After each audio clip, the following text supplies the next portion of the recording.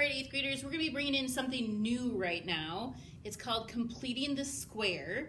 It is something that you did not discuss last year, just due to how school went in the spring.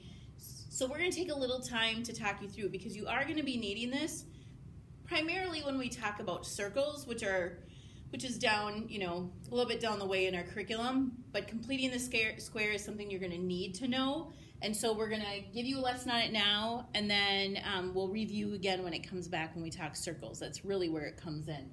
So this, I'll let you look at this screen. I'm not going to talk about it. I'd rather show it to you in action and have you refer back than to just read it, because it looks a little confusing, I think, right now.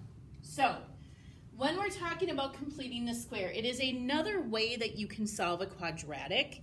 And the thing that's different about completing the square is you don't want it necessarily equaling 0. You want ax squared and bx on one side of the equal sign and c on the other side of the equal sign.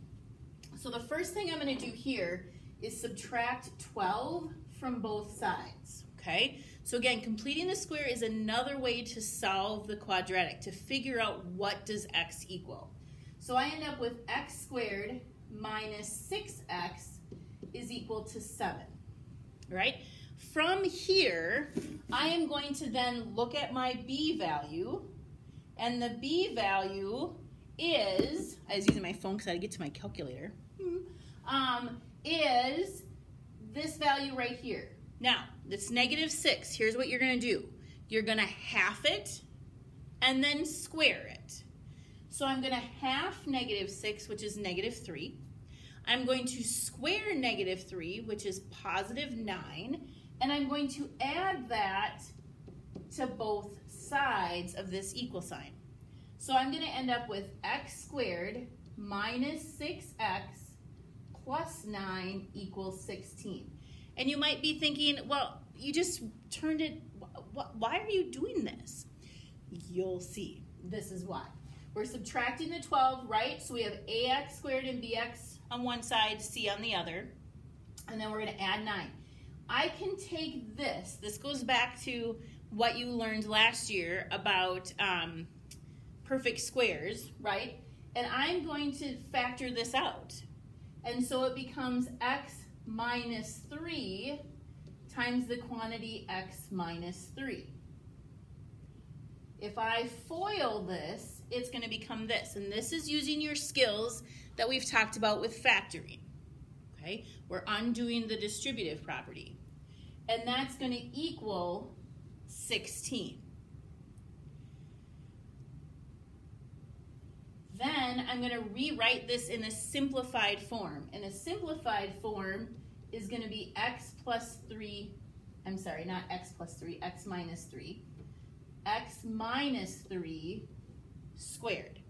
So x minus 3 times the quantity x minus 3 can be simplified to x minus 3 squared. That equals 16. Now what I'll do is square root both sides. All right, square root, square root. This is x minus 3. This is positive -4. Positive -4. And so when I solve this, let me bring it down a little bit. I'm going to take x minus 3 equals 4. X minus 3 equals -4. So x equals 7. X equals -1. Okay? Now if you're sitting there like, whoa, that was kind of tough. Okay? If that's the first time you've seen it, it does really seem tough, right? And that means that you're going to be doing some really good learning over the course of the next couple days. So what are some options? I'm going to keep going through these two examples. You can replay. You can message me in Schoology, okay? But I want you to recognize that for a lot of you, this is the first time you've seen a strategy like that. And so to feel like you don't really understand is totally normal. Like, I get that. So that's why we're going to spend a little more time. I'm going to go through two more examples on this video. Then I'm going to have another video where I'll go through some more examples. All right? So give yourself some grace. Take some time. It's a new concept. It's going to take a little time to understand it. All right? So here we go. I want only ax squared, and bx on the same side. So I'm going to add 16 to both sides. And I'm going to have that x squared plus 6x equals 16. All right, first step. Next step, I'm going to take my b value.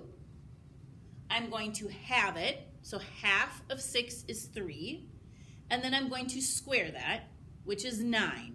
And I'm going to add 9 to both sides.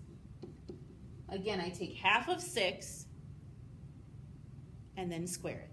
So I've got x squared plus 6x plus 9 equals 25.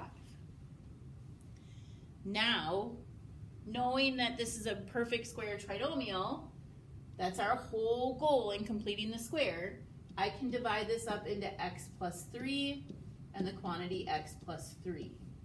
And again, I'm undoing the distributive property. I'm undoing that. And then I'm going to get is equal to 25. Because this is a perfect square, I can go ahead and write it as this. The quantity x plus 3 squared is equal to 25. I'm going to go through, square root both sides. X plus 3 is equal to positive or negative 5. X plus 3 is 5. X plus 3 is negative 5. X equals 2. X equals negative 8. Those are the two answers. Okay. Was this one maybe a little bit easier? Maybe you heard something, you're like, oh yeah, okay, that makes sense. That's the process, right? We make it, each time you want to be like, oh yeah, I remember, I gotta first get ax squared and bx alone, okay? That's great, let's do that.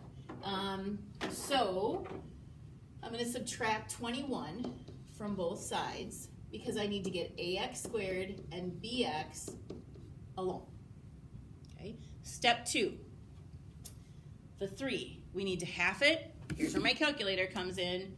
Actually, I probably don't need it. I'm going to half it, which is 1.5, and I'm going to square it, which is 2.25.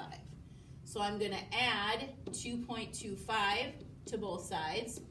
Gosh, it was 15 squared. I should have known that off the top of my head. All right, so x squared plus 3 plus 2.25, oh, this should have an x, is equal to 3.25. Okay. Now, this is a perfect square. What two numbers multiplied together give you 2.25, added together give you 3. It's going to be 1.5 equals 3.25. They're decimals. The process is the same. They're decimals. It's okay. Process is the same. So I'm going to take, I'm going to write it as the quantity x plus 1.5 squared equals 3.25. I'm going to square root it. X plus 1.5 equals, here's where I'm going to grab my calculator, which is 3.25 square root. I know. I'm not perfect. I should have had this ready to go. So it's 1.80. 1.80, I'm going to round it. So x plus 1.5 equals 1.80. X plus 5 equals negative 1.80. It's really, subtract 1.5 from both sides. So x equals 0.3 and x equals negative 3.3. Okay, so that's it for this one. I'll come back with a review of the other three soon after. Take care.